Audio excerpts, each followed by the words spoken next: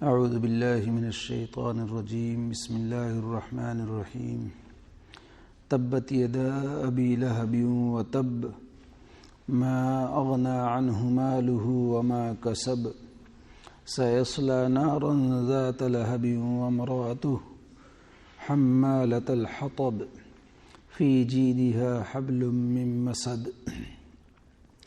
ٹوٹ گئے ہاتھ ابی لہب کے اور ٹوٹ گیا وہ آپ، کام نہ آیا اس کو مال اس کا اور نہ جو اس نے کمایا۔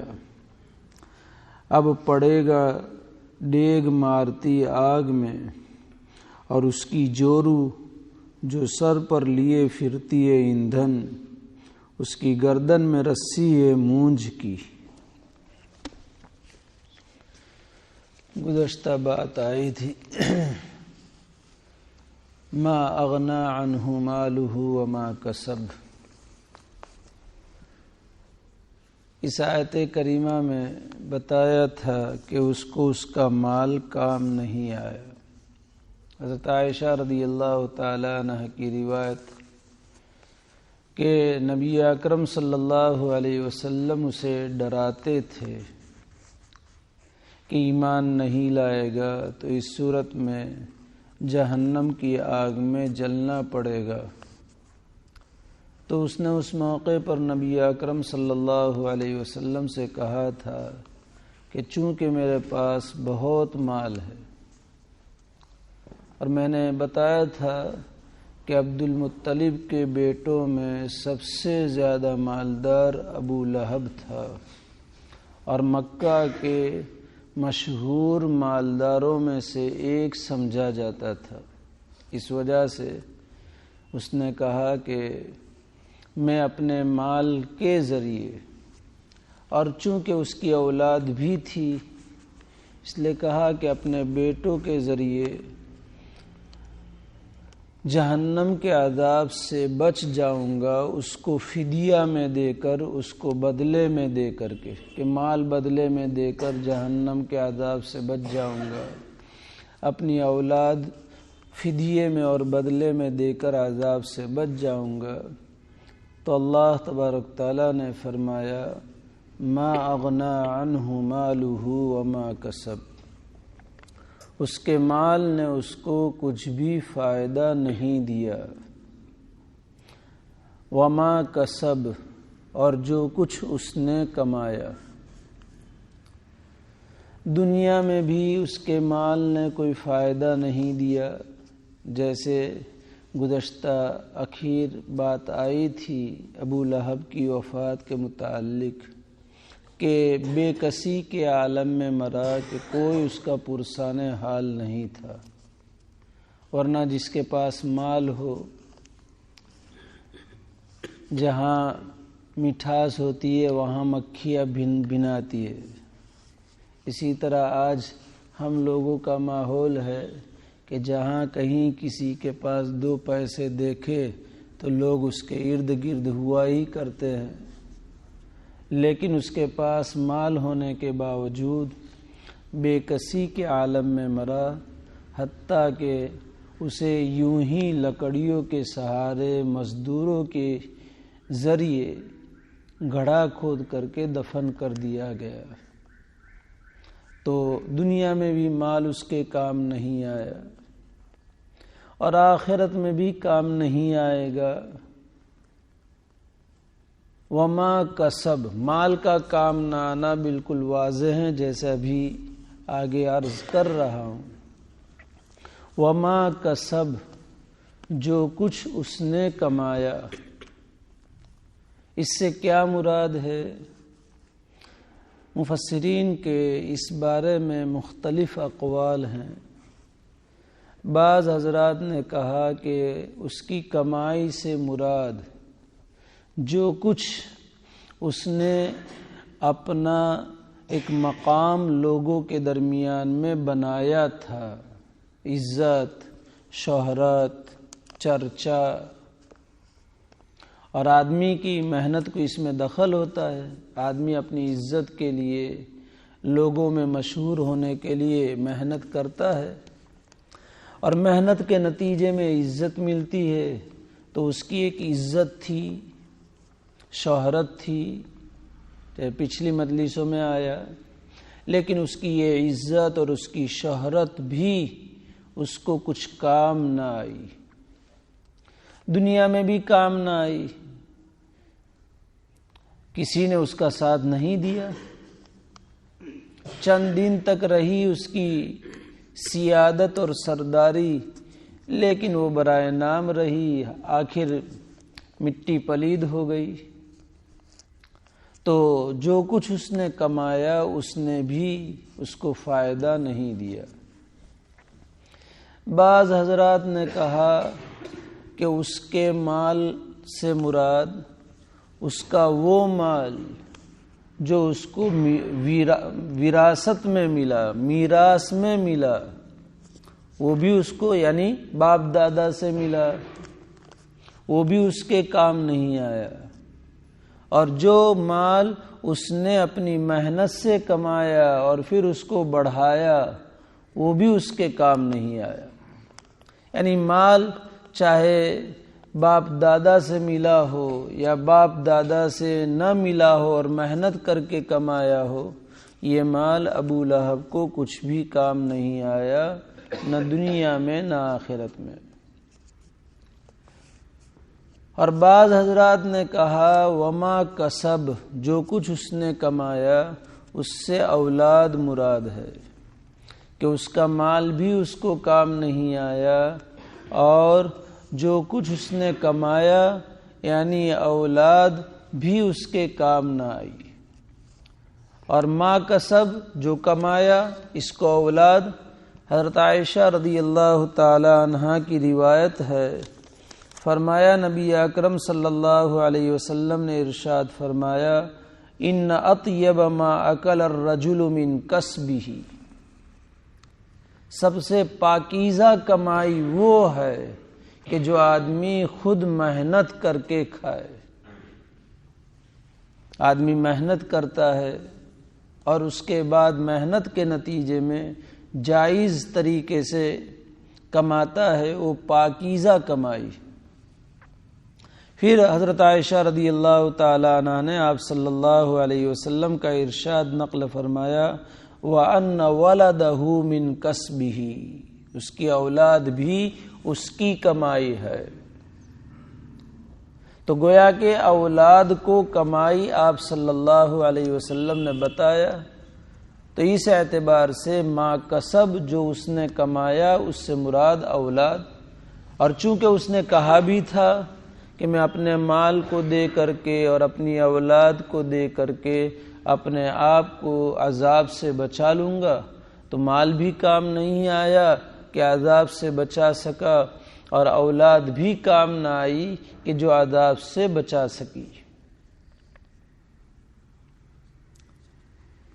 تو گویا کہ اس کا حاصل یہ نکلا، جیسے آگے اللہ تعالیٰ نے نقل فرمایا ہے سَيَصْلَى نَارًا ذَاتَ لَهَبٍ، ان قریب وہ ایسی آگ میں داخل ہوگا کہ جو آگ شعلہ مارنے والی ہے، بھڑکنے والی آگ ہے، بھڑکتی ہوئی ایسی آگ میں ان قریب داخل ہوگا۔ گویا کہ اللہ تعالیٰ نے فرمایا اس کی موت ہوئی اور موت ہی سے اس کا یہ عذاب شروع ہو گیا، تو نہ اولاد کام آئی اور نہ مال کام آیا۔ اس سے صاف طور پر معلوم ہوا کہ ابو لہب کے یہ کام نہ آیا، اور یہ مال کافروں کے بھی کام، کسی بھی کافر کو، غیر مسلم کو کام نہیں آئے گا۔ اور اسی طریقے سے اولاد غیر مسلم کو کسی طرح بھی کام نہ آئے گی، چاہے وہ اولاد غیر مسلم ہو تو واضح ہے کہ کفر اور شرک کی وجہ سے اس کا اپنا ہی خاتمہ اور اپنا ہی نتیجہ کچھ اور ہوگا، تو دوسرے کی کیا مدد کرے گا۔ اور اگر اللہ نے ایمان کی دولت سے نوازا تو اس صورت میں اللہ تعالیٰ ایمان والے کو کافر کی سفارش کا اختیار نہیں دیں گے۔ اس وجہ سے یہ اولاد جو مسلمان ہے وہ اولاد مسلم غیر مسلم ماں باپ کو آخرت کے عذاب سے نجات دلانے میں کام نہیں آئیں گے۔ قرآن میں صاف طور پر اس کا ارشاد باری تعالیٰ کا موجود ہے۔ ایک کافر تھا عاص ابن وائل، یہ بھی مکہ کے سرداروں میں سے تھا۔ خباب ابن عرط رضی اللہ تعالیٰ جن کا واقعہ ہم سنتے ہیں، حضرت شیخ نور اللہ مرقدہ نے حکایت صحابہ میں بھی نقل فرمایا ہے۔ یہ لوہار تھے اور لوہے کا کام کرتے تھے، اس میں تلوار بھی بناتے تھے۔ تو یہ عاص ابن وائل نے حضرت خباب رضی اللہ تعالی عنہ کے ایمان لانے کے بعد ان سے تلوار بنوائی تھی اور پیسہ ادھار رکھا تھا۔ چنانچہ حضرت خباب رضی اللہ تعالی عنہ نے اس سے مطالبہ کیا تو اس نے انکار کیا کہ جب تک تو محمد کا انکار نہیں کرے گا میں تیرا پیسہ نہ دوں گا صلی اللہ علیہ وسلم۔ تو حضرت خباب ابن عرط رضی اللہ تعالی عنہ نے اس سے فرمایا کہ اگر تو مر کر کے دوبارہ بھی زندہ ہو جائے تب بھی محمد کا انکار مجھ سے نہیں ہونے کا ہے صلی اللہ علیہ وسلم۔ تو اس نے کہا اچھا میں مر کر کے دوبارہ زندہ ہونے والا ہوں؟ کہا کہ ہاں۔ تو کہا کہ اس وقت پیسہ دے دوں گا تیرا۔ تو گویا کہ اس نے مرنے کے بعد بہت مالدار تھا، اس کے پاس بھی مال تھا، اس نے حضرت خباب رضی اللہ تعالی عنہ کے اس پیسہ دینے کا مرنے کے بعد ذکر کیا۔ تو اللہ تعالیٰ نے اس کے رد کے لیے قرآن کریم میں آیات نازل فرمائی کہ کیا وہ یہ سمجھتا ہے کہ اس کا مال اس کے پاس آخرت میں رہے گا، وہ مال کے ساتھ آئے گا؟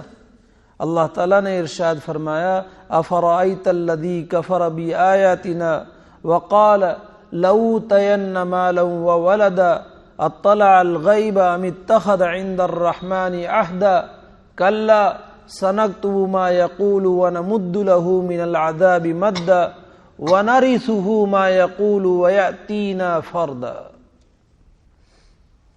جو کافر ہے ہماری آیتوں کا منکر ہیں، وہی عاص بن وائل، وہ یہ کہتا ہے کہ مجھے مال ملے گا، میری اولاد بھی مجھے دی جائے گی قیامت کے دن، لأوتین مالا وولدا، اور یقین کے ساتھ کہہ رہا ہے کہ مجھے میرا مال وہاں بھی ملے گا مرنے کے بعد، اور اولاد بھی میرے کام آئے گی۔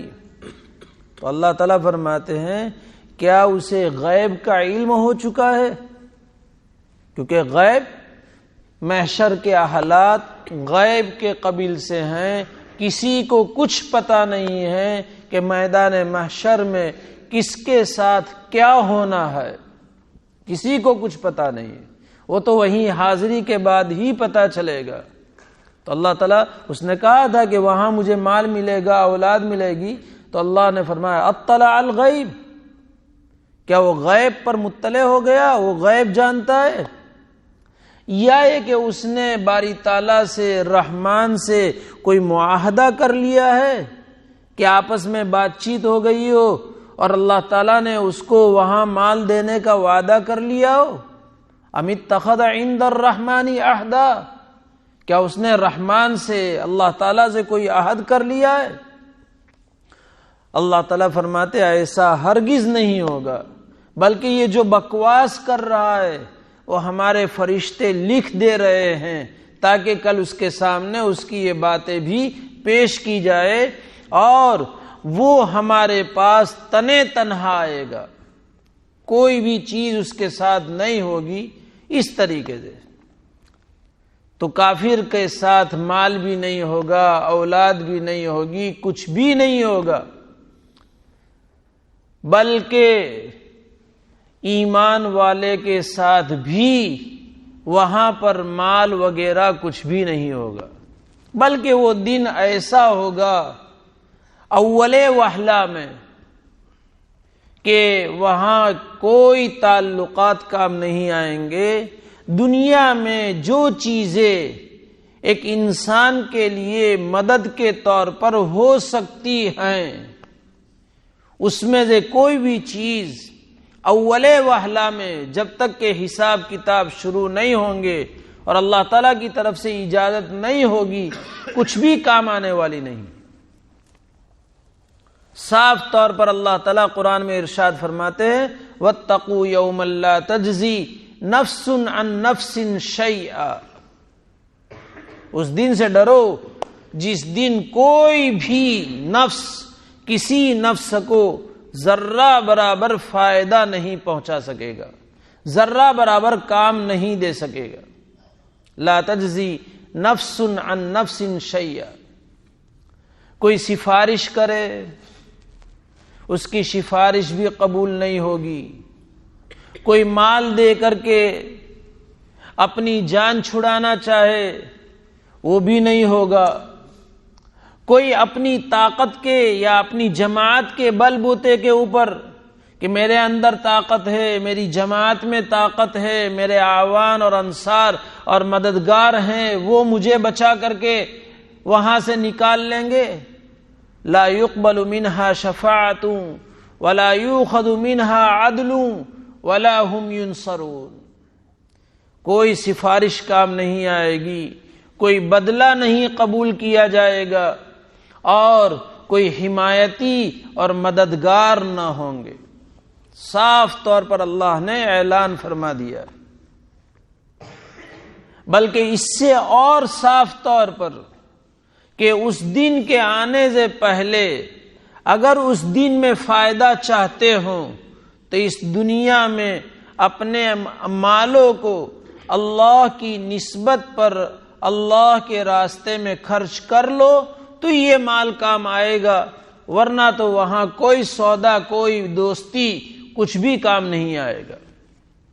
یا ایھا الذین آمنوا انفقوا مما رزقناکم من قبل ان یاتی یوم لا بیع فیہ ولا خلۃ ولا شفاعۃ والکافرون هم الظالمون، اے ایمان والو، اس دن سے پہلے پہلے جو مال ہم نے تم کو دیا ہے اس میں سے خرچ کیا کرو۔ در حقیقت یہ مال ہم نے اپنا مال سمجھا ہے۔ قرآن میں جہاں جہاں بھی اللہ تعالیٰ نے مال کا تذکرہ کیا، اس مال کے دینے کو اللہ نے اپنی طرف منسوب فرمایا ہے کہ ہم نے دیا ہے، تمہارا یہ مال نہیں ہے۔ یہاں پر بھی مما رزقناکم، وہ مال جو ہم نے تم کو دیا ہے تو یہ اللہ کی طرف سے ملا ہوا مال ہے، ہمارے پاس استعمال کے لیے ہے، ہم اس کے مالک نہیں ہیں۔ دنیا میں اسباب اور نظام چلانے کے لیے عارضی طور پر ملکیت سمجھی جائے گی، تاکہ کوئی پھر یہ نہ کہے تیرا نہیں ہے میں ہڑپ کر لوں، ورنہ تو کہے گا تیرا نہیں ہے تو میں لے سکتا ہوں، وہ کہ تیرا نہیں ہے میں لے سکتا ہوں، تو ایک افراتفری کا معاملہ ہو جائے گا، امن اور چین ختم ہو جائے گا۔ اس لیے وہ عارضی ملکیت ثابت ہوتی ہے، حقیقی ملکیت ثابت نہیں ہوتی۔ کہ پہلے پارے میں بھی وَمِمَّا رَزَقْنَاهُمْ يُنْفِقُونَ، جو کچھ ہم نے ان کو دیا ہے، ہم نے دیا، اللہ تعالیٰ فرماتے ہیں اس میں سے یہ خرچ کرتے ہیں۔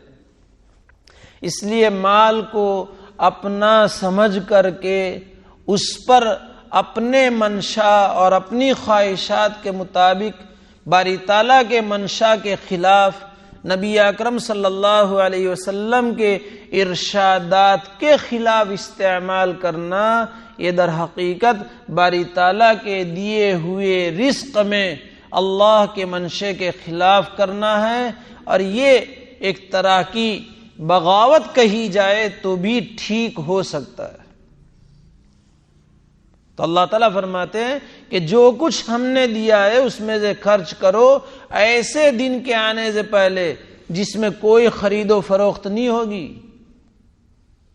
کہ وہاں چلو نیکیاں خرید لے وے، بازار میں جا کر کے، مال میں جا کر کے، ڈی مارٹ میں جا کر کے، وہاں کوئی خرید و فروخت نہیں ہوگی کہ چلو یہ بدیہ دے کر کے نیکیاں لے لے، کوئی دیوے تو صحیح وہاں۔ وہ دن ایسا ہے کہ ہر ایک اپنی نیکیوں کو کسی کو دینے کے لیے تیار نہیں ہوگا، چاہے کتنے بھی تعلقات مضبوط ہوں۔ یوم یفر المرء من اخیہ وامہ وابیہ وصاحبتہ وبنیہ لکل امرئ منہم یومئذ شأن یغنیہ۔ کوئی کام نہیں آئے گا، لا بیع، کوئی دینے کے لیے تیار نہیں، ہر ایک دوسرے سے منہ پھرائے گا۔ یہاں منہ قریب کرنے اور وہ بھی فائدے وابستہ ہوں تو، جہاں فائدے ختم ہونے شروع ہوئے چاہے پھر کتنی بھی رشتہ داریاں ہوں، الا ماشاء اللہ، لا بیع۔ دوسری چیز، وہاں انتہائی قریبی تعلقات بھی کام نہیں آئیں گے ایمان کے بغیر۔ ایمان والا ہے، ایمان والے کو تعلقات کام آئیں گے، لیکن اللہ کی اجازت دینے کے بعد، ورنہ کتنے بھی جگری دوست ہوں، کتنے بھی گہرے روابط اور تعلقات ہوں، وہاں سارے ختم ہو جائیں گے۔ لا ولا خلۃ، جگری دوستی، خلیل، جگری دوست جس کے سامنے ہم اپنا دل نکال کر کے رکھ دیوے، اس کو عربی میں خلیل کہا جاتا ہے، جس کو اردو میں جگری دوست کہتے ہیں، کہ ہر بات کہنے چاہیے، اور زیادہ سمجھانے کے لیے لنگوٹیے دوستات۔ یہ وہاں یہ بھی کام نہیں آئے گا۔ ولا شفاعہ، کوئی سفارش کرے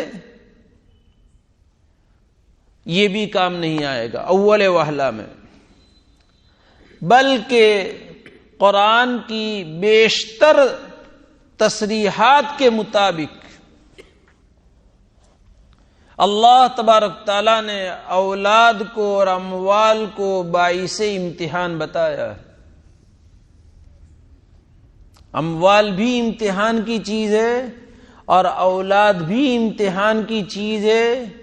بیویاں اور اولاد اور اموال یہ ایسی چیز ہیں کہ جو انسان کو فتنہ میں اور آزمائشوں میں، اور اگر وہ اس میں کامیاب نہ ہوا تو غلطیوں میں اور خسران میں، دنیاوی اعتبار سے بھی اور اخروی اعتبار سے یہ مبتلا کرنے والی چیز ہے۔ اس لیے چوکنا رہنے کی تاکید قرآن کریم میں بہت سارے مقامات پر ہیں۔ قرآن میں سورہ تغابن میں اللہ تعالیٰ ارشاد فرماتے ہیں، انما اموالکم و اولادکم فتنہ، کہ تمہارے اموال اور تمہاری اولاد یہ باعث فتنہ ہے۔ فتنہ کے معنی امتحان کی چیز ہے۔ انسان مال کی بنیاد پر اور مال کی حد سے زیادہ محبت کی بنیاد پر وہ سارے کام کر بیٹھتا ہے جو اس کی دنیا کے اعتبار سے بھی غلط ہے اور آخرت کے اعتبار سے بھی غلط ہے۔ مال کی حد سے زیادہ محبت، مال فی نفسہ ہی برا نہیں ہے، مال سے تعلق یہ بھی فی نفسی برا نہیں ہے، اس لیے کہ اس دنیا دار الاسباب میں اللہ تعالیٰ نے انسان کی زندگی گزارنے کا ایک بنیادی سبب اس کو بنایا ہے۔ ظاہر سی بات ہے کہ جب سبب ہے تو اس سبب کے ساتھ ہر ایک کا دل کچھ نہ کچھ لگا ہوا ہوگا، فطری اور طبعی چیز ہے، اس لیے وہ محبت بری نہیں ہے۔ لیکن اگر وہ محبت دل میں اتر جائے اور ایسی اتر جائے اور غالب آ جائے کہ اللہ کے احکامات اس سے چھٹنے لگے، کوتاہیاں ہونے لگے، نافرمانیاں ہونے لگے، تو اب یہ برا ہے۔ مولانا روم رحمت اللہ علیہ نے اس کو مثال سے سمجھایا ہے، شعر ہے فارسی میں لیکن فی الوقت وہ مجھے یاد نہیں ہے، جس کا خلاصہ یہ ہے کہ مال اور انسان کے دل کے تعلق کی مثال ایسی ہے جیسے کشتی کے ارد گرد پانی۔ کشتی بغیر پانی کے منزل پر پہنچ نہیں سکتی ہے، پانی کشتی کو منزل پر پہنچانے کے لیے معین اور مددگار ہے، لیکن کب یہ معین اور مددگار ہے اور منزل پر پہنچائے گا یہ پانی؟ جب کشتی کے چاروں طرف ہو، باہر ہو، تو یہ منزل پر پہنچائے گا۔ لیکن اگر یہی پانی کشتی کے اندر آ گیا تو ہم بھی ڈوبے صنم تم کو بھی لے ڈوبیں گے، ضل واضل، پوری کشتی غرق ہو جائے گی، ہلاک ہو جائے گی۔ تو مال اگر دل کے اطراف میں رہے، دل کے اندر نہ گھسے، تو یہ معین ہے اور خیر کے کاموں میں اور اسے منزل پر پہنچا دے گا۔ لیکن اگر یہ دل میں اتر گیا تو اس صورت میں ہلاکت یقینی ہے۔ تو مال کی حد سے زیادہ محبت انسان کو بے شمار گناہوں کے اوپر آمادہ کرنے والی چیز ہے۔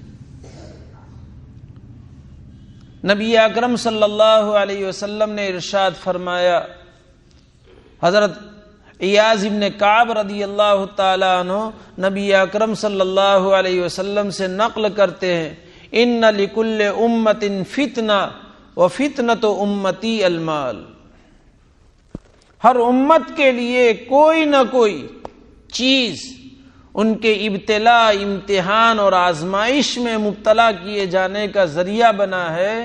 میری امت کے لیے وہ مال ہے، میری امت مال کے ذریعے آزمائش میں مبتلا کی جائے گی، مال کے ذریعے اس کا امتحان لیا جائے گا۔ مال دے یہ بھی امتحان کا باعث ہے، مال نہ دے اللہ تعالی یہ بھی امتحان ہے۔ یبسط الرزق لمن یشاء ویقدر، جس کے لیے اللہ تعالی چاہے رزق کو وسیع کرتے ہیں، ابتلاء و امتحانا شکر او لم یشکر، کہ مال دیے جانے کے بعد یہ بندہ خدا شکر گزاری کرتا ہے یا ہے کہ ناشکری میں مبتلا ہوتا ہے۔ اور سب سے بنیادی شکر گزاری مال کو اللہ کا عطیہ سمجھے، رزقناکم رزقناہم، بنیادی کہ اللہ کا فضل ہے، اللہ نے دیا ہے، میرا کوئی ذاتی کمال نہیں ہے۔ اور یہی شکر گزاری اسے آگے کی شکر گزاریوں کی طرف لے جائے گی۔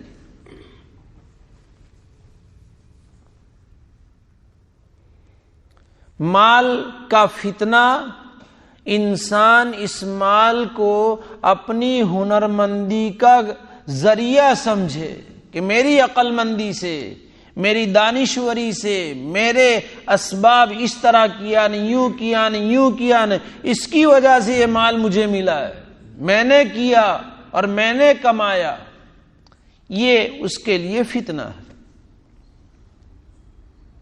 کہ ابا تو کہاں چھوڑ کر کے گئے تھے؟ ابا گئے اس وقت مفتی صاحب بہت سارا قرضہ تھا، پھر میں ہی سب ذمہ داری ان بھائیوں کو بھی نے، بہنوں کو بھی نے، صاحب نے، میں نے کیا۔ قارون کو حضرت موسیٰ علیہ السلام نے نصیحت کی کہ اللہ نے جو مال دیا ہے اس مال میں سے تو اپنی آخرت کا حصہ مت بھول، یعنی مال نکال اللہ کے راستے میں تاکہ تیری آخرت بن جائے۔ تو قارون نے کیا کہا تھا؟ انما اوتیتہ علی علم عندی۔ او موسیٰ، بھولتے ہو، تم کہتے ہو کہ اللہ پاک نے دیا، یہ تو مجھے اپنے کمال علمی کی بنیاد پر ملا ہے، نہ تم کہتے ہو اللہ پاک نے دیا۔ شروع فتنہ۔ یہ سب سے بڑا فتنہ یہ کہ مال کو اپنا کمال سمجھے، اور سب سے بنیادی شکر یہ ہے کہ مال کو اللہ کا فضل سمجھے، عطیہ سمجھے۔ یہ ہے بنیادی شکر۔ اور اگر اللہ تعالی تنگی میں مبتلا کرتے ہیں، جسے چاہے تنگی میں مبتلا کرے، صبر او لم یصبر، کیا یہ بندہ صبر سے کام لیتا ہے یا صبر سے کام نہیں لیتا؟ کہ اللہ نے دیا، جتنا دیا اسی پر میں راضی ہوں۔ قناعت، اللہم قنعنی بما رزقتنی، اے اللہ جو آپ مجھے عطا فرمائے اس میں مجھے دولت قناعت سے مالا مال فرما۔ قناعت جسے مل گئی دنیا کی بہت بڑی چیز مل گئی۔ صبر نہیں کرتا، اس کے لیے دوڑ دھوپ کر رہا ہے، اور دوڑ دھوپ میں حلال سے آوے تو بھی آنے دو، نے حرام طریقے سے آوے تو بھی آنے دو، جھوٹی قسمیں کھا کر کے، جھوٹے وعدے کر کے، جھوٹ بول کر کے، دغا دے کر کے، دھوکہ دے کر کے، جو بھی طریقہ ہے آنے دو، بیلنس ہو۔ اللہ تعالیٰ فرماتے ہیں یا ایھا الذین آمنوا لا تاکلوا اموالکم بینکم بالباطل، باطل طریقے سے آپس میں ایک دوسرے کے مال نہ کھاؤ۔ جتنے بھی شرعی طور پر مال کے آنے کے طریقے ہیں، اس کے علاوہ جو طریقہ اختیار کیا جائے سب باطل ہے۔ دو صحابہ کرام میں آپس میں ایک زمین کے بارے میں جھگڑا تھا، وہ کہ میری زمین ہے، وہ کہ میری زمین ہے۔ معاملہ نبی اکرم صلی اللہ علیہ وسلم کے پاس گیا۔ اسلامی ضابطہ ہے کہ جس نے دعویٰ کیا پہلے نمبر پر، اس کو مدعی کہا جاتا ہے، دعویٰ کرنے والا، اس کے اوپر گواہ پیش کرنا ہے کہ بھئی آپ دعویٰ کر رہے ہیں، لاؤ گواہ کہ میری زمین ہے۔ اور جس کے خلاف اس نے دعویٰ کیا اس کو مدعا علیہ کہا جاتا ہے، دوسرا فریق۔ اسلامی ضابطے کے پیش نظر اگر اس مدعی کے پاس گواہ نہیں ہے تو قاضی یا حاکم یا امیر جو بھی ہو اس سے قسم لیں گے کہ تم قسم کھاتے ہو کہ یہ زمین میری ہے اور اس کی نہیں ہے۔ آپ صلی اللہ علیہ وسلم نے سمجھا دیا البینۃ علی المدعی والیمین علی من انکر۔ چنانچہ اسی ضابطے کے مطابق جنہوں نے دعویٰ کیا تھا پہلے نمبر پر، اس سے آپ نے گواہ طلب کیے کہ لاؤ گواہ، نہیں تھے۔ دوسرے سے کہا تم قسم کھا سکتے ہو، وہ قسم کھانے کے لیے تیار ہوئے۔ ان کے قسم کھانے سے پہلے آپ صلی اللہ علیہ وسلم نے قرآن میں آیت تھی اس کو ان کے سامنے پڑھ کر کے متنبہ کیا، ان الذین یشترون بعہد اللہ وایمانہم ثمنا قلیلا اولئک لا خلاق لهم فی الآخرہ ولا یکلمہم اللہ یوم القیامۃ ولا یزکیہم ولہم عذاب علیم۔ جو لوگ اپنی جھوٹی قسموں کے ذریعے، اپنے جھوٹے عہد اور وعدوں کے ذریعے تھوڑا سا پیسہ بٹور لیتے ہیں، یشترون بعہد اللہ وایمانہم ثمنا قلیلا، سنو آخرت میں ان کے لیے کوئی حصہ نہیں ہوگا، بلکہ آخرت میں اللہ تعالیٰ اتنے غضبناک ہوں گے کہ براہ راست اللہ تعالیٰ ان سے نرمی والا کلام نہیں فرمائیں گے۔ جہاں سارے اہل محشر سے اللہ تعالیٰ سوالات جن جن سے کرنے ہیں ساروں سے سوالات ہوں گے، لیکن یہ اتنا بدبخت ہوگا اللہ براہ راست ان سے بات چیت نہیں کریں گے، اللہ غضبناک ہوں گے، نرمی سے بات نہیں کریں گے، جو کچھ بھی بات کرنی ہوگی فرشتوں کے ذریعے کریں گے۔ لا یکلمہم اللہ یوم القیامہ ولا یزکیہم، اور ان جھوٹی قسموں سے مال بٹورنے والوں کو، جھوٹے وعدوں سے مال جمع کرنے والوں کو اللہ معاف بھی نہیں کریں گے، ان کو اس گناہ کا بھگتان بھگتنا پڑے گا۔ ولا یزکیہم ولہم عذاب علیم، اور دردناک عذاب ہوگا انہیں۔ جب یہ آیت کریمہ ان صحابی کے سامنے آپ صلی اللہ علیہ وسلم نے پڑھی، وہ جھوٹی قسم کھانے سے رک گئے۔ آپ صلی اللہ علیہ وسلم نے جن کی زمین تھی ان کو زمین دلوائی، اس موقع پر یہ آیت کریمہ نازل ہوئی، لا تاکلوا اموالکم بینکم بالباطل، باطل طریقے سے مال نہ کھاؤ، ولا تدلوا الی الحکام لتاکلوا فریقا من اموال الناس بالاثم وانتم تعلمون، حاکموں کے پاس ناجائز طور پر رشوتیں دے کر کے فیصلے اپنے حق میں نہ کرواؤ۔ قرآن صاف طور پر کہہ رہا ہے۔ آج تو عام ہو چکا ہے، کہنے بھی نہیں چاہیے کہ جز بھی پھوٹ جاتے، یہ کہنا بھی نہیں چاہیے، لیکن ہو رہا ہے، آپ سب اچھی طرح جانتے ہیں۔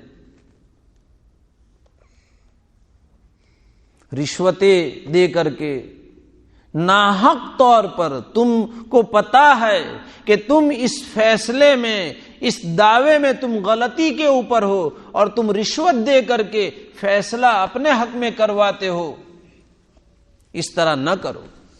اب دیکھیے کیا ہو رہا ہے۔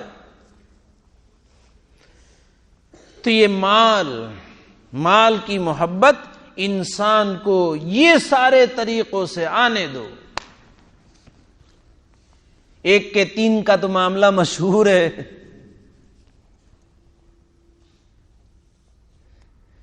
کتنے ڈوبے، لیکن کیا بات ہے، مال یہ فتنہ کی چیز ہے۔ انسان مال کے باب میں محتاط رہے تو اس صورت میں وہ امتحان سے بچ کر کے نکلے گا، اور اگر مال کے باب میں وہ محتاط نہیں رہا تو اس صورت میں خسرت دنیا والآخرہ، دنیا بھی تباہ اور آخرت بھی برباد۔ اسی لیے نبی اکرم صلی اللہ علیہ وسلم نے ارشاد فرمایا، مجھے تم پر فقر کا اندیشہ نہیں ہے، مجھے تم پر فقر کا اندیشہ نہیں ہے۔ روایت کے کلمات ہیں، آپ صلی اللہ علیہ وسلم نے ارشاد فرمایا، فواللہ للفقر اخشى علیکم، اللہ کی قسم مجھے تم پر فقر کا اندیشہ نہیں ہے، ولیکن اخشى علیکم ان تبسط علیکم الدنیا کما بسطت علی من کان قبلکم، تم پر دنیا پھیل جائے جیسے تم سے پہلے والے لوگوں پر دنیا پھیلی۔ قوم عاد کیا تھے، قوم سمود کیا تھے، قوم سبا کے لوگ کیا تھے، دنیا کے اعتبار سے اللہ تعالیٰ نے بہت سارا نوازا تھا۔ اس دنیا کے اندر مبتلا ہو کر کے کیا نبی اور کیا نبی کے احکام اور کیا نبی کا طریقہ اور کیا اللہ کے احکام، اپنے مال کی کثرت اور اپنے جسم کی طاقت کی بنیاد پر یہ دعویٰ کر بیٹھے من اشد منا قوہ. قوم عاد اپنی طاقت کے بلبوتے پر بڑے بڑے ڈلڈول والے تھے اور بڑے مال والے تھے. حضرت ہود علیہ السلام نے سمجھایا کہ تم سے بھی ایک بڑی طاقت ہے. تو حضرت ہود علیہ السلام کے جواب میں کیا کہنے لگے؟ من اشد منا قوہ، ہم سے زیادہ طاقتور کون ہے کہ جو ہمیں ہلاک اور برباد کر سکے؟ تو یہ مال والے تھے، اور یہ جیسے مال کی محبتوں میں آ کر کے اللہ، اللہ کے نبی، اللہ کا دین سب کو ٹھکرایا. مجھے تمہارے اوپر اس کا اندیشہ ہے. اخشى علیکم ان تبسط علیکم الدنیا کما بسطت علی من کان قبلکم. اب دیکھیے ہم سارے لوگوں کی فکر یہی ہے کہ کس طرح ہم دنیاوی اعتبار سے آگے بڑھے. گویا کہ بالفاظ دیگر اسباب کو اسباب کی حیثیت پر رکھ کر کے اسباب بنانے والے پر ہماری نظر نہیں ہے. تقدیر پر ہمارا ایمان لفظی ہے، دل سے اور حقیقت میں نہیں ہے. کیونکہ ہماری مقدر اللہ تعالی ہمیں دینے والے ہیں، یہ طے شدہ بات ہے. ہم جلدی کرتے ہیں کثرت کی وجہ سے، لیکن اگر ہم تھوڑا رک جائے تو مقدر کا حلال طریقے سے مل کر کے رہے گا. لیکن جلدی سے مالدار ہونا ہے کہ صبح اٹھے تو گھر کے دروازے پر انووا اور تویرا ہونی چاہیے، تو حرام طریقے اختیار کرتے ہیں. ورنہ یہ اسباب کے طور پر ہم نے ایک دکان کھولی اور اس کے لیے ہم نے اوقات مقرر کر دیے، بھئی مجھے اپنی دکان میں اتنا وقت دینا ہے، 4 گھنٹے 5 گھنٹے مثلا. تو کیا وہ اللہ قادر نہیں ہے کہ ہماری مقدر کا 4 گھنٹے میں ہم کو نہ دے؟ یقیناً قادر ہے، لیکن ہم نے اسباب پر نظر رکھ کر کے مسبب الاسباب کو بھلا رکھا ہے کہ نہ یار اسباب تو اختیار کرنے پڑے نہیں، اور اسی کو سب کچھ سمجھ لیا ہے. اللہ کے نبی صلی اللہ علیہ وسلم کی لائی ہوئی تعلیمات اللہ کرے کہ ہمارے دلوں میں رچ پچ جائے. اللہ بسا دے وہ تعلیمات ایسے طور پر کہ اس کے اوپر ہمارا یقین اس طرح جیسے صحابہ والا یقین تھا. ہمیں اس کی محنت کرنے کی ضرورت ہے، ورنہ اگر اس میں مبتلا ہو کر کے ہم نے دین کو بھلا دیا تو کیا ہوگا؟ اسی کو مقصود بنا لیا، حالانکہ مقصود دین ہے، یہ ضرورت ہے، یہ اصل ہے، یہ اس کی فرع ہے. اور ہر ایک کو اس کے منصب پر رکھے تو بیلنس رہے گا. اس کے مقام پر سے ہٹا دیا جائے گا، بیلنس ختم ہو جائے گا. اللہ تعالیٰ قرآن میں ارشاد فرماتے سورہ بنی اسرائیل میں، من کان یرید العاجلۃ عجلنا له فیہا ما نشاء لمن نرید. بڑا عجیب باری تعالیٰ کا کلام ہے کہ جو دنیا کا ہم سے طالب ہے، من کان یرید العاجلہ، تو ہم جس کے لیے چاہے اور جتنا چاہے وہ اس کو دے دیں گے بس. تو اس کا سیدھا مطلب کہ طالب دنیا کو اس کے دعا کرنے کے باوجود کوئی اضافہ ہونے والا نہیں. جتنا اللہ نے مقدر میں جس کے لیے جتنا لکھا ہے وہی ملنا والا ہے. قرآن کی آیت کہہ رہی ہے.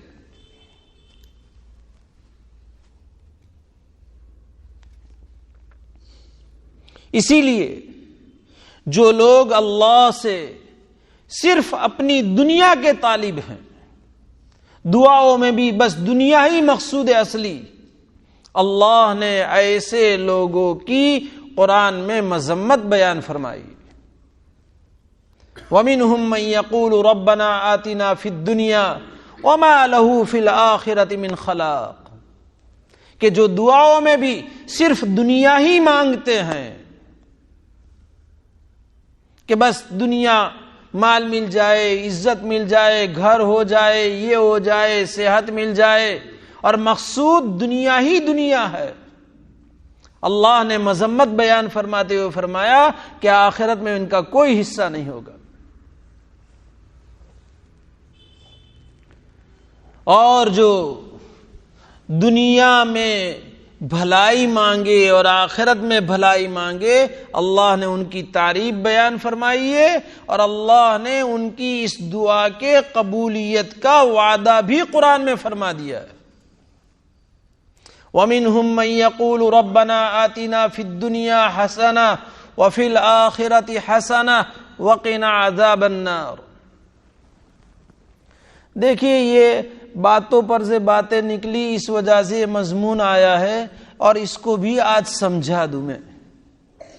عامتاً اس آیت کو ہم لوگ کیا سمجھتے ہیں کہ دیکھو، اس آیت میں اللہ نے دنیا اور آخرت دونوں کے مانگنے والوں کی تعریف بیان فرمائی ہے۔ سمجھے ہم تھوڑا، میں سمجھانے کی کوشش بھی کرتا ہوں، اللہ کرے کہ سمجھ میں آ جائے۔ اللہ تعالیٰ نے کیا فرمایا ان نیک بندوں کی تعریف میں کہ بعض بندے اس طرح دعا کرتے، آتینا فی الدنیا حسنہ، دنیا کو نہیں مانگا ہے، کیا مانگا؟ حسنہ کو مانگا ہے دنیا میں۔ اے اللہ، تو ہم کو دنیا میں حسنہ دے اور آخرت میں بھی حسنہ دے۔ تو دنیا کو نہیں مانگا، دنیا میں حسنہ کو مانگا۔ حسنہ سے مراد مال، حسنہ سے مراد صحت، حسنہ سے مراد عزت، حسنہ سے مراد نیک بیوی، حسنہ سے مراد جو چیز بھی انسان کے نیکیوں میں اس کے مددگار بنے، وہ حسنہ سے مراد ہے، دنیا مراد نہیں ہے۔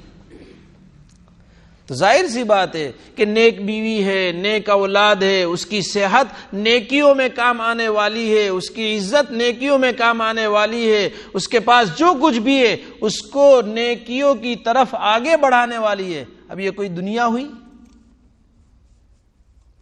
دنیا میں حسنہ مانگا ہے، اور جب ان چیزوں کی بنیاد پر وہ نیکیوں میں آگے بڑھے گا تو آخرت میں حسنہ سے مراد ان نیکیوں کا نتیجہ جنت اور جنت کی لازوال نعمتیں ہیں۔ تو دنیا کو نہیں مانگنے کے لیے اللہ تعالیٰ نے فرمایا، دنیا میں حسنہ کو مانگنے کے لیے، اور ایسے مانگنے والوں کی اللہ نے تعریف بیان فرمائی۔ تب کہاں دنیا مانگنا ہوا؟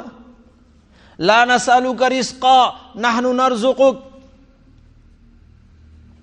اللہ تعالیٰ تو اپنے نبی کو کیا فرماتے؟ وَأْمُرْ أَهْلَكَ بِالصَّلَاةِ وَاصْطَبِرْ عَلَيْهَا لَا نَسْأَلُكَ رِزْقًا نَحْنُ نَرْزُقُكَ، کہ خود بھی نماز پر قائم رہیے، اپنے گھر والوں کو بھی نماز کی تلقین کیجئے، ہم آپ سے رزق نہیں چاہتے۔ تو اگر دنیا مانگنی ہوتی تو یہاں آپ کو منع کیوں کیا گیا ہے؟ رزق تو ہم آپ کو دے رہے۔ تو یہ دنیا کو نہیں مانگا، دنیا میں حسنہ کو مانگا ہے، اور آخرت میں حسنہ کو مانگا ہے، اس سے مراد یہ ہیں۔ لہذا اس سے پتا چلا کہ نیکی، اور اسی لیے نیک اولاد، نیک بیوی، صحت، اگر صحت ہے لیکن وہ صحت ہمیں دنیاوی کاموں کی طرف لے جانے والی ہے، مسجد والے اعمال کی طرف نہیں لے جانے والی، یہ صحت کیا کون سی کمال درجے کی نعمت ہے؟ یہ تو باعث عذاب ہے۔ مال ہے اور وہ مال ہمیں گناہوں کی طرف لے جانے والا ہے، ایسے مال سے اللہ کے نبی صلی اللہ علیہ وسلم نے پناہ پکڑی ہے۔ اللہم انی اعوذ بک من مال یکون علی عذابا، اے اللہ میں آپ کی ایسے مال سے پناہ پکڑتا ہوں جو میرے لیے باعث عذاب ہو۔ وہ اولاد کہ جو نیکیوں میں اپنے والدین کے کام نہیں آ رہی ہے، جن کی طبیعتوں میں نیکیاں نہیں ہیں، جن کی طبیعتوں میں آوارگی ہے، فحاشی ہے، برائیاں ہیں، جن کی طبیعتوں میں مسجد اور مسجد والے اعمال کی طرف میلان نہیں ہے، یہ ہے تو برائے نام ہے، یہ اولاد باعث فتنہ ہے۔ انما اموالکم واولادکم فتنہ، اور ایسی اولاد سے بھی نبی اکرم صلی اللہ علیہ وسلم نے پناہ مانگی، اللہم انی اعوذ بک من ولد یکون علی وبالا، اے اللہ میں اپنی ایسی اولاد سے آپ کی پناہ پکڑتا ہوں جو میرے لیے وبال جان بن جائے۔ تو یہ اموال اس وقت کام آئیں گے جبکہ ایمانی صفات پر اور ایمانیات کے اوپر اس مال کو لگایا گیا دنیا میں، تو وہ مال آخرت میں کام آئے گا۔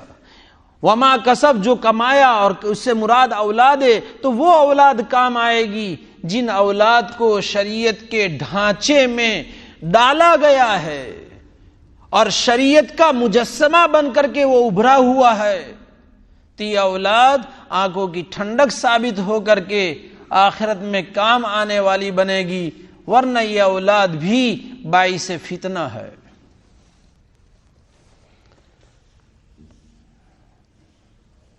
حضرت عوف ابن مالک الاشجعی رضی اللہ تعالیٰ عنہ صحابی ہے،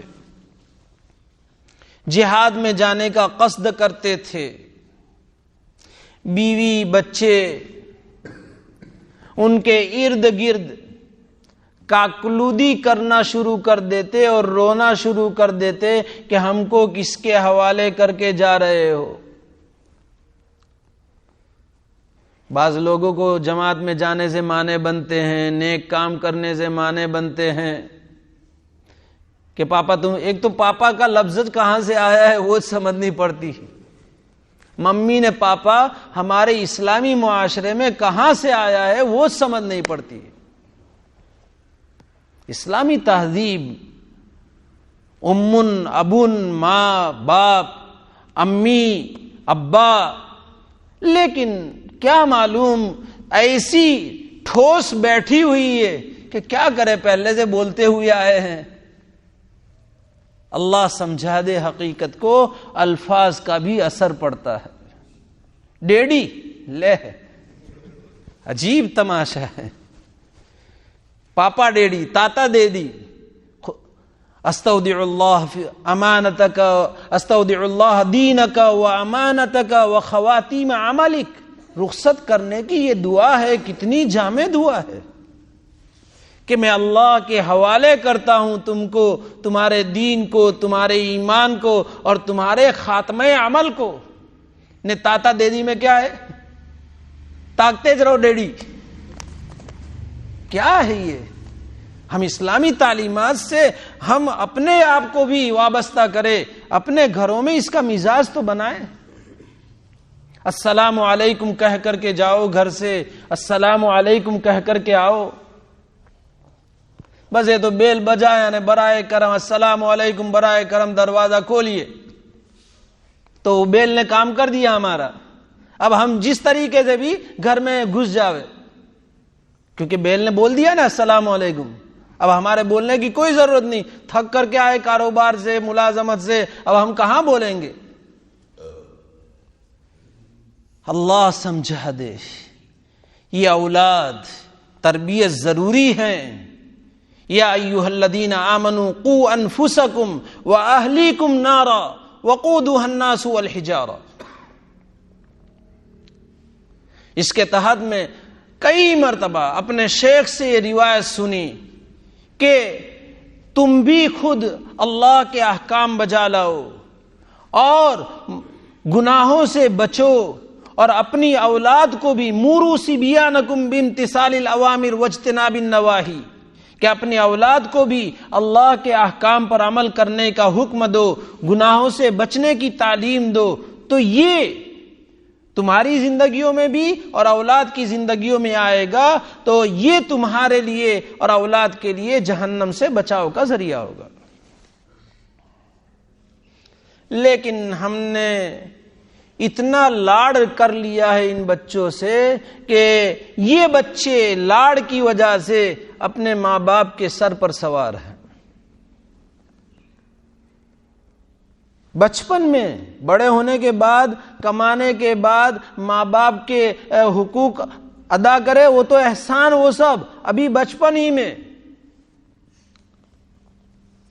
کہ نہ ہمارے ٹیچر نے ایسا کہا ہے تم کو سمجھنا پڑے. لے یہ ساری باتیں بچپن ہی سے ان کے اندر ڈالنے کی ضرورت ہے. یہ انما اموالکم واولادکم فتنہ، یہی ہے کہ اس کو اس کی اولاد کام نہیں آئی. اگر ہمیں بھی اپنی اولاد کو اپنے لیے ذریعے نجات بنانا ہے، اپنے لیے ذخیرہ آخرت بنانا ہے، ان کی سنچائی صحیح طور پر کرنی پڑے گی، ان کی تربیت صحیح طور پر. اور صحیح طور پر یہ نہیں ہے کہ ان کو شکشن دیا، ان کو تعلیم دنیاوی اور جبری تعلیم حاصل کروا دی. یہ صحیح تربیت نہیں ہے جب تک کہ ان کی ذہنیت اسلامی سانچے میں نہیں آ جائے گی. میں منع نہیں کرتا، لیکن اسلامی سانچہ تو چاہیے، اور اسلامی سانچے میں اسلامیت تو چاہیے.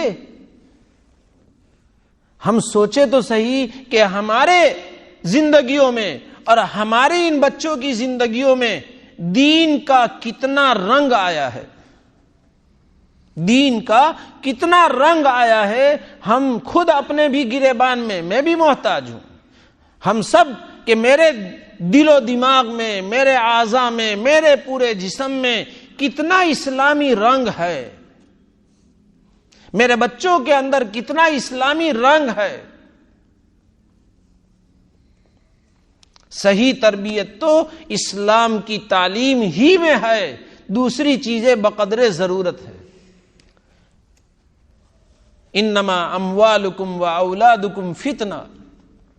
تو کہہ رہا تھا کہ عوف ابن مالک الاشجعی رضی اللہ تعالی عنہ جب جہاد میں جانے لگتے تو بیوی بچے سارے ان کے ارد گرد آ کر کے رونا دھونا شروع کرتے کہ ہم کو کس کے حوالے کر کے آپ جا رہے.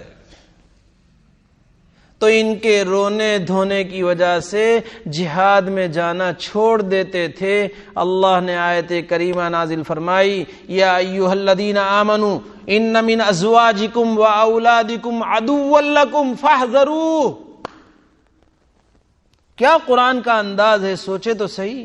اے ایمان والو، تمہاری بیویوں میں سے کچھ بیویاں، تمہاری اولاد میں سے کچھ اولاد تمہارے لیے دشمن ہیں، محتاط رہو، محتاط رہو. قرآن کہہ رہا ہے فاحذروہ، بچتے رہو، ڈرتے رہو، احتیاط برتو. کہیں ان کی محبتوں میں آ کر کے تم دین کے اہم شعبے، دین کے اہم احکام، ان کی بیجا محبت، نفس محبت بھی بری نہیں بلکہ محبت کا سلوک کرنا بعض مقامات پر بیویوں سے اور بچوں سے واجب ہے. ایک دیہاتی نبی اکرم صلی اللہ علیہ وسلم کے پاس آئے. آپ کے پاس حضرت حسن رضی اللہ تعالی عنہ تھے. آپ نے بوسہ دیا پیار میں، محبت میں.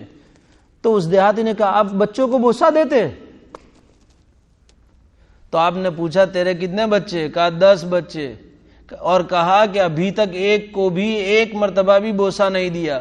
تو آپ نے فرمایا اللہ نے تیرے دل میں سے محبت کو نکال ڈالی ہو، رحمت کو نکال ڈالی ہو، تو میں کیا کروں؟ اس لیے محبت کا سلوک بچوں سے، بیویوں سے یقیناً، لیکن ایسی محبت جو دائرہ شریعت میں ہو، اس سے آگے نہ بڑھے. جیسے عوف ابن مالک الاشجعی رضی اللہ تعالیٰ عنہ، ان کی محبت میں جہاد جیسی عظیم عبادت سے رک گئے. یا بعض مفسرین نے لکھا کہ مکہ معظمہ میں کچھ لوگ مسلمان ہو گئے تھے اور مکہ معظمہ فتح ہونے سے پہلے مدینہ منورہ جو بھی اسلام لائے ہجرت کرنا ضروری تھا۔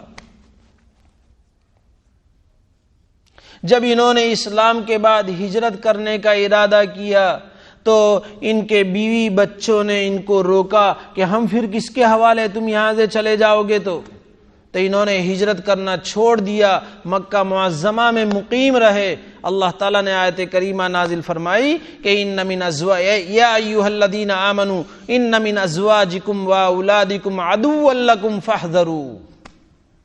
ہجرت جیسی عظیم عبادت جو اس وقت فرض تھی، ضروری تھی، تمہاری بیویاں، تمہاری اولاد اس فریضے کی ادائیگی سے تمہیں روک رہے ہیں، یہ تمہارے لیے دشمن ثابت ہوں گے، محتاط رہو۔